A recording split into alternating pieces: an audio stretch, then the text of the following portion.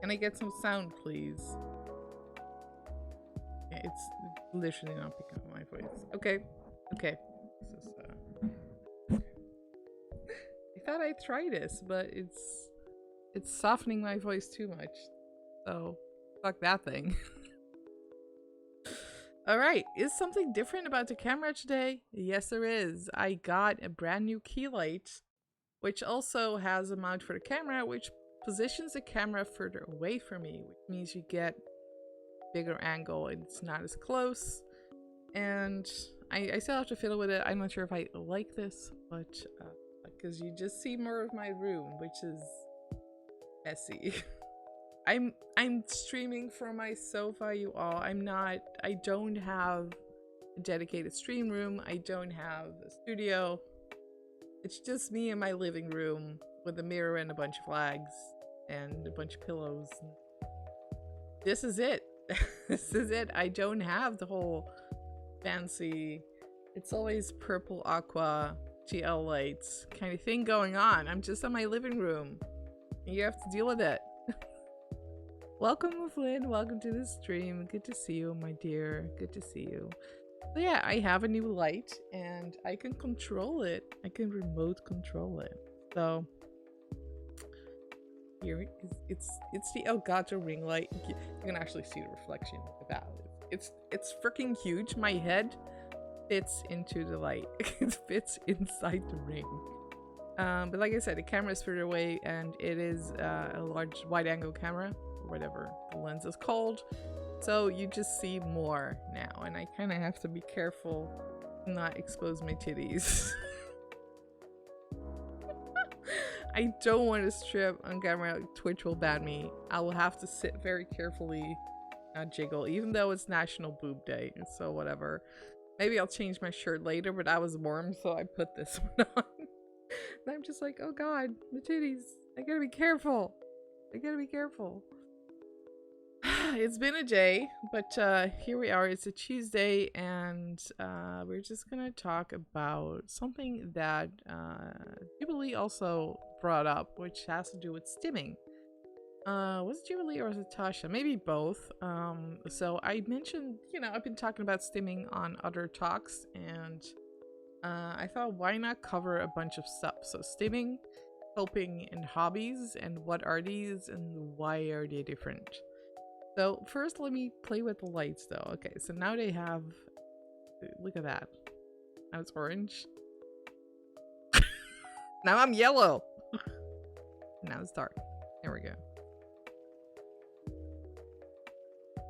Okay, so I have it set like, that's too bright, that's too bright. That's too bright. Damn. I'm gonna have to tell you to tone it down a bit. There we go.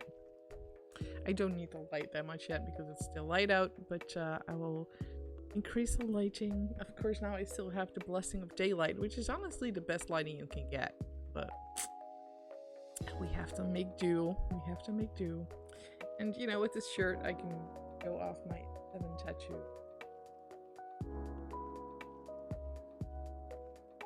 I love that tattoo. It's so great. I love that there's a pimple here right before the stream.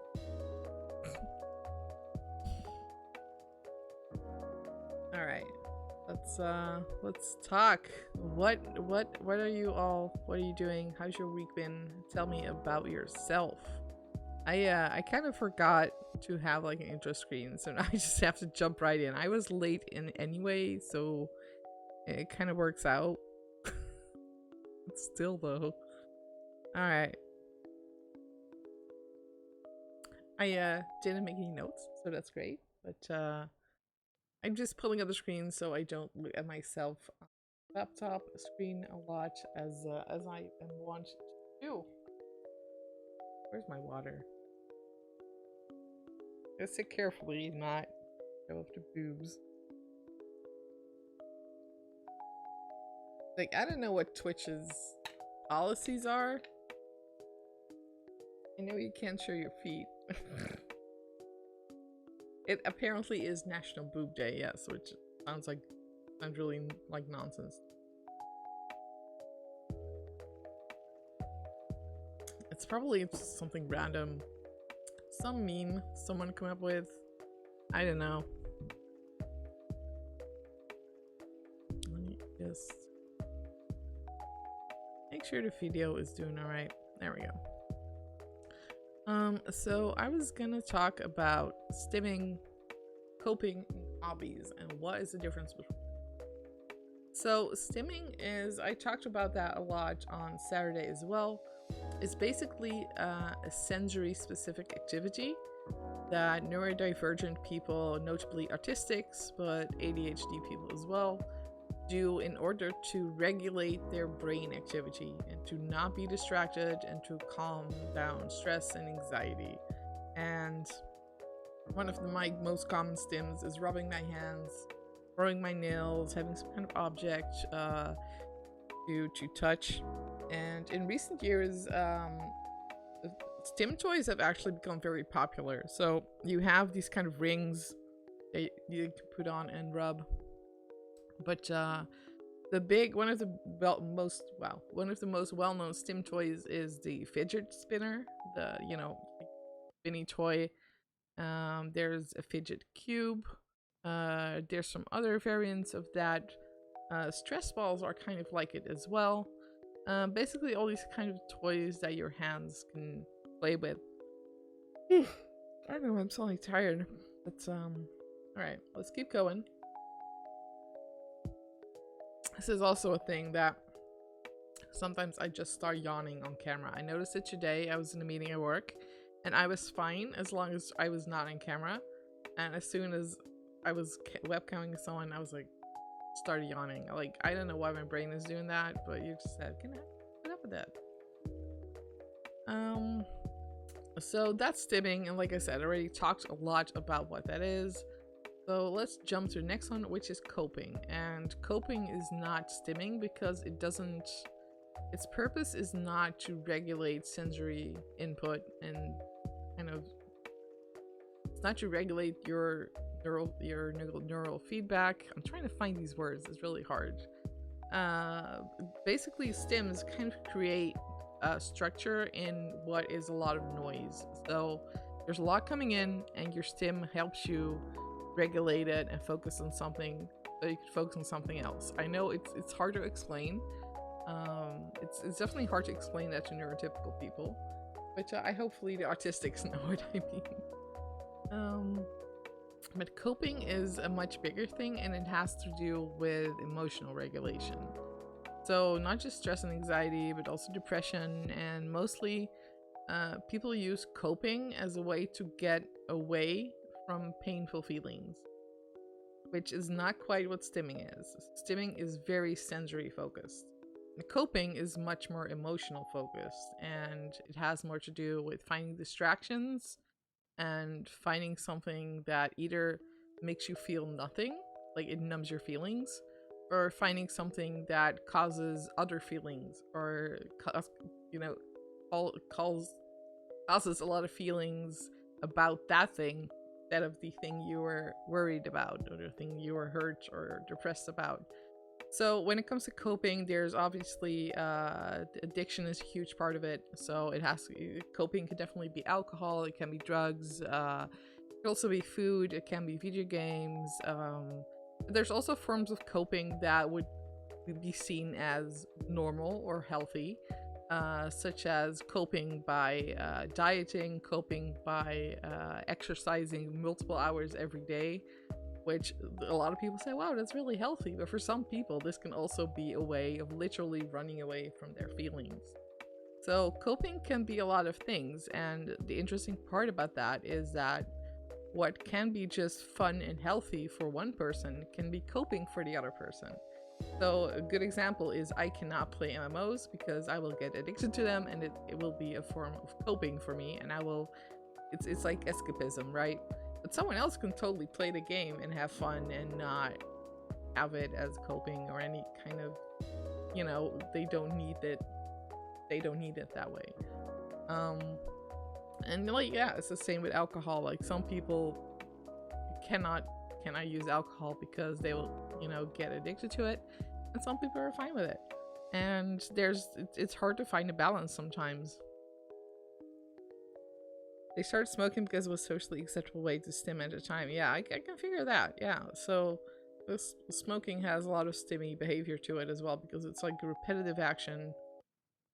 And of course, it does have an addictive component to it, and that's the big danger about smoking. Is the stim would be, you know, lighting a cigarette, holding a cigarette in your hands, and smoking, and all those kinds of sensations that would be relaxing as a stim. But then there's the nicotine, which makes you addicted. So that's the tricky one.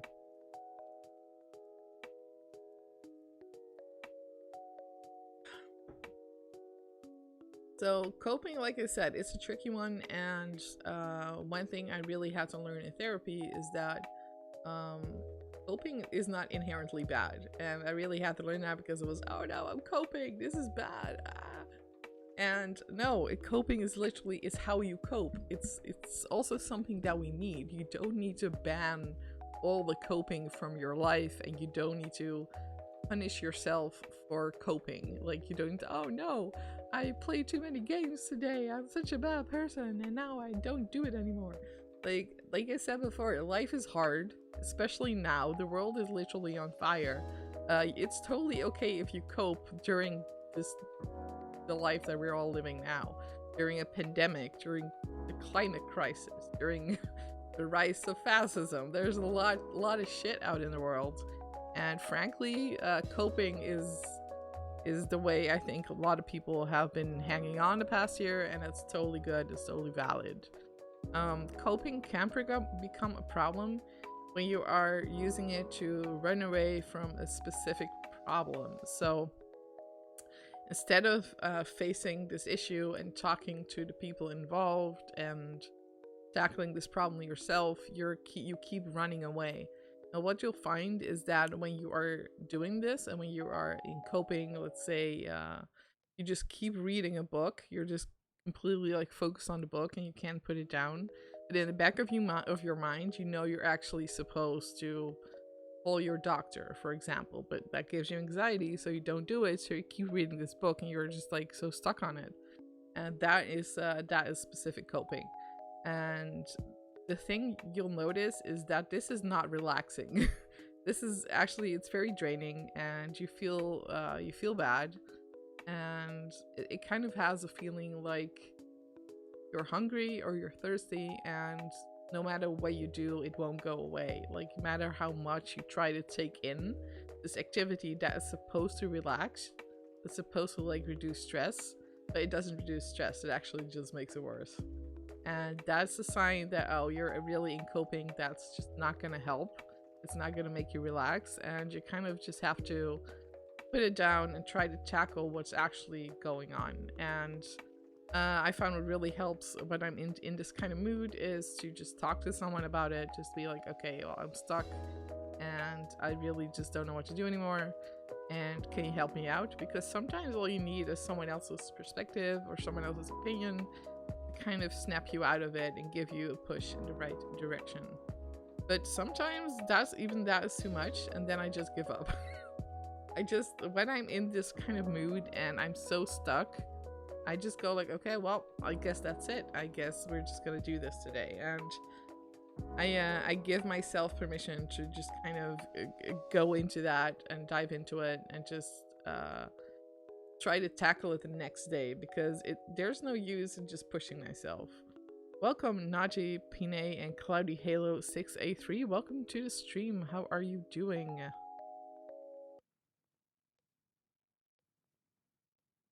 Good to see you here. How are you? How's your day? Just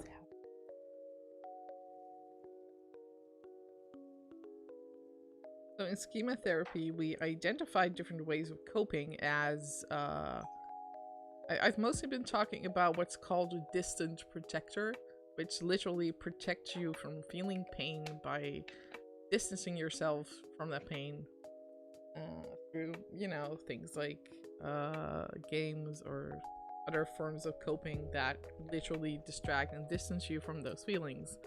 There's also other ways. There's the angry protector, which like I said, instead of kind of connecting with what's really hurting, you get very upset, you get very angry, you really lash out towards others, but actually you're not really getting to what's really bothering you.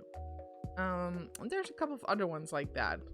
And basically it relates to something you might know, which is called fight, flight, freeze, or fawn. And that's basically, those are the 4 forms of coping. So fight obviously is like angry, you kind of fight it and just get all pissed off instead of, you know, dealing with what's actually going on. Hey Elliot, boy, welcome to the stream. How are you doing? Yeah, we got some new people up in here. That's awesome.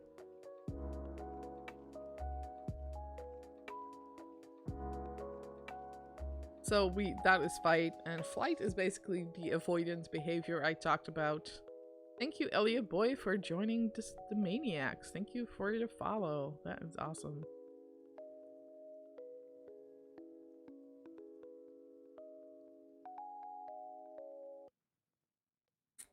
So yeah, flight is what I already talked about. Fight. Then you have freeze, which is basically you just shut down, which is if your brain can't really find another way out, that's sometimes what happens, is you just dissociate and you're just out of there. So that's not even avoidant coping, that's just plain old dissociating. Is someone will just freeze up and they don't really know what to do. And I kind of, when this happens to me, it's kind of like I have to make a decision, but I can't figure it out, so I'm just kind of stuck in a loop. It's kind of like a catch-22, and my brain is just kind of like, okay, should I do this? No, should I do that? And I just kind of, I can't make a decision, and then I freeze up, and that's basically what happens. And once again, the way to break through that is to either just let yourself, like, give yourself permission to just go through it and be like, all right, I guess I can figure it out right now. I'm just gonna sit here and try to just let it happen and hope that this mood passes. Or you can just talk to someone about it. And this is hard because you're already stuck. So reaching out to someone when you're stuck is already not something that's very easy to do. So when this happens and there's nobody else around you to kind of pull you out of it, I would say to just accept it. Just be like, okay, I guess I'm stuck now. I guess this is what's happening. And eventually it is gonna pass, because maybe you have to go to the bathroom, maybe you get thirsty, maybe you get hungry. Something's gonna happen that eventually does kind of get you out of it.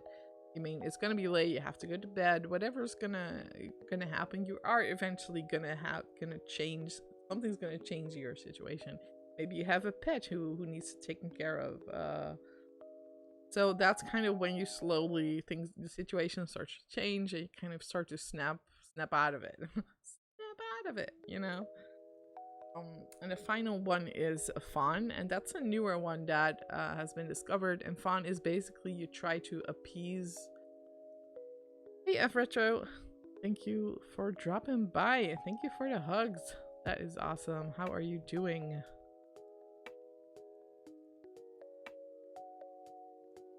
And the fawn response is you basically try to please others. You try to really appease the situation instead of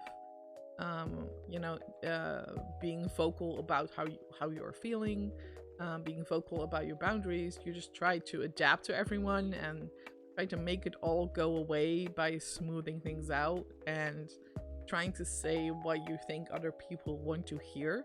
And that rarely works out. Like, if you try to handle a complex situation that way, chances are you're not gonna actually get what you need. And other people are going to be irritated because you're just kind of paying them lip service instead of telling them what it is you need. Because other people are very likely to actually notice what is going on with you. Just wear my shirt is decent. So yeah, those are the 4 forms of coping, and once again, those are not necessarily bad. So coping can also just be, these things, you develop these mechanisms as a way to survive really stressful situations, usually when you were little. So it's okay to do these things, especially in very stressful, strange times. If you're like, look, I don't really want to do anything else on the weekend, I just want to stay inside and play video games, because that's the only way I can just feel moderately okay as a person. go ahead. Like, it's totally fine. I'm giving you permission. Like, we all need to do what we can to just stay moderately okay in these times, and that's totally valid. So it's it's also a way of self-care. The only problem is once you notice that the activity is actually giving you more anxiety than it is helping you, that's a sign that there's something else going on and you probably need to talk to someone or make a change. Huh. Right. The final topic is hobbies. Because what's the difference between coping and hobbies? What's the difference between a stim and hobbies, right? Like, maybe you really like painting your nails, like me, and painting my nails is definitely a stim for me, and it's also a time spent coping, and it's also a hobby. So something can be all three, or it can be two of them, or just one of them.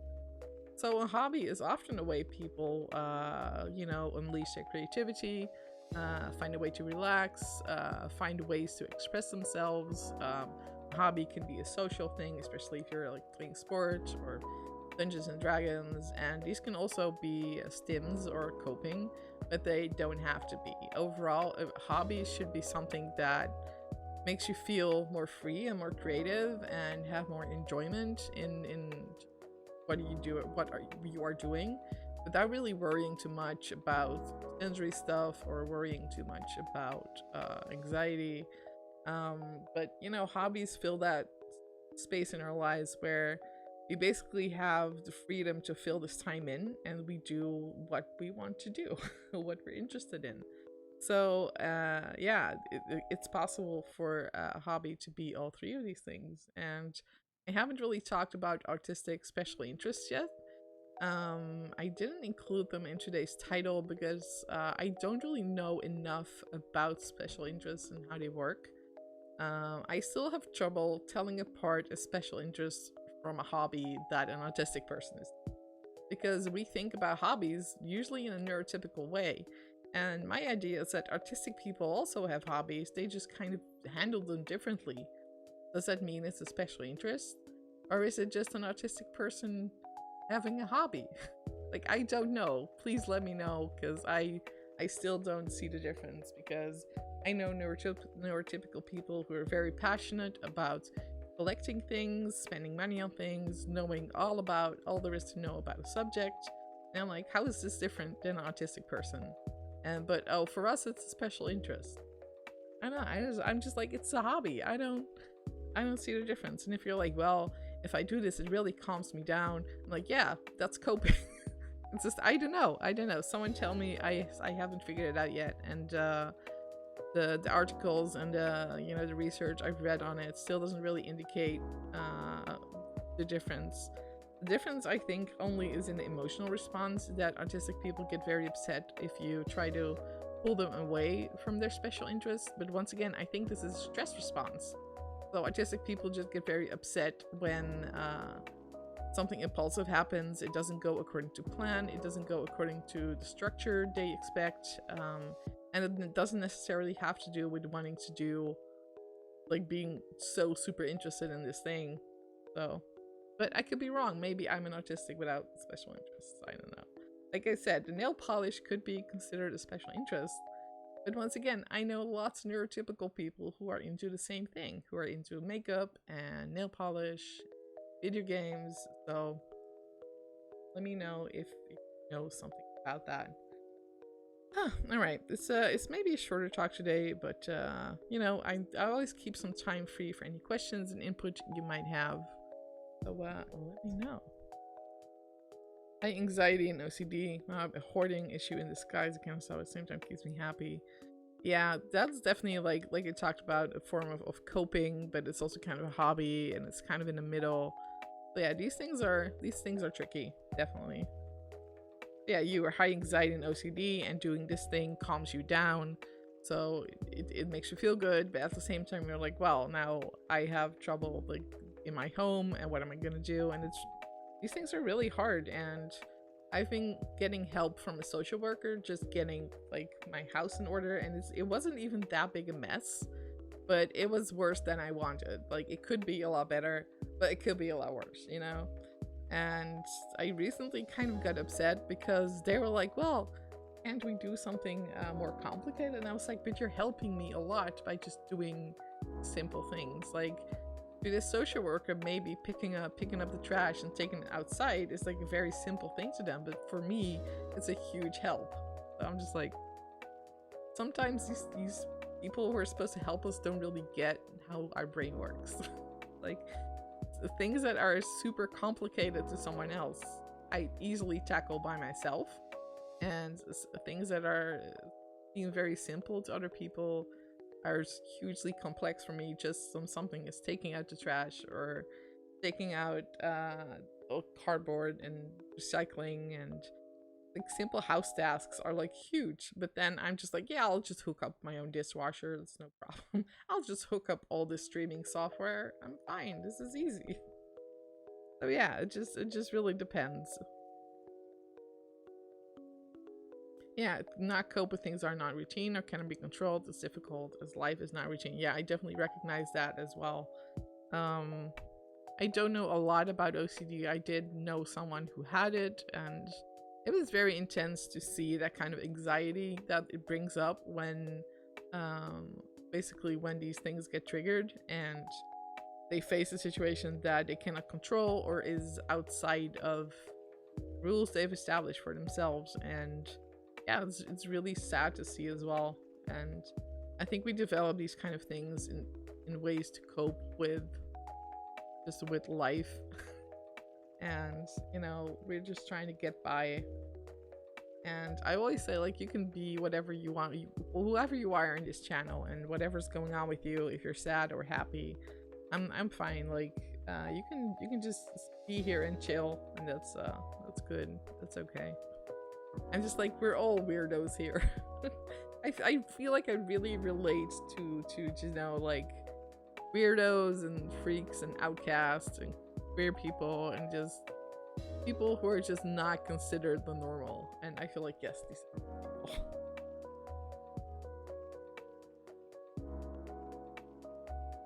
He dismantled an old plasma TV that the cat had pissed off.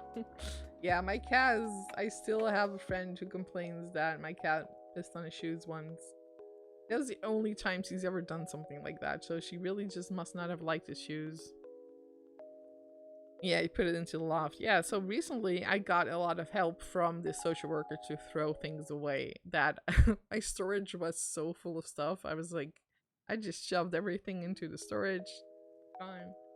So yeah, that's the only thing I can recommend, is to really get help from someone who gives you practical help. So not someone who's going to be like, you know, you gotta motivate yourself and you gotta pick yourself up by your bootstraps, because that's useless, right? You know that if you were capable of doing that by yourself, then you would have done it already. If you were able to motivate yourself and push yourself and pick yourself up by your bootstraps to get this done, then you would have done it already. And that's why it's really good to have help with someone who just shows up, doesn't ask any questions, doesn't give any judgment. It's just like, well, here I am, tell me what to do, and or tell me what you want to do and I can help you activate it. So that's really one of the things that I find very helpful.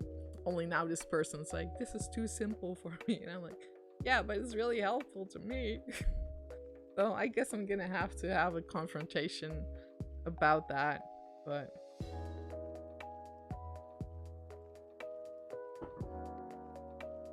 hey, kitty. Yeah, the downside to having the camera inside the ring light is that I can't really move it around much. So I can't really focus on the cat if she shows up. But I'm just trying it out, because I'm just trying out this mount. And maybe I'll just bring it closer back to me again. I don't know. I don't know, but we are gonna play some Mass Effect. We are done talking. Why is there so much cat hair in this background? Alright, there we go.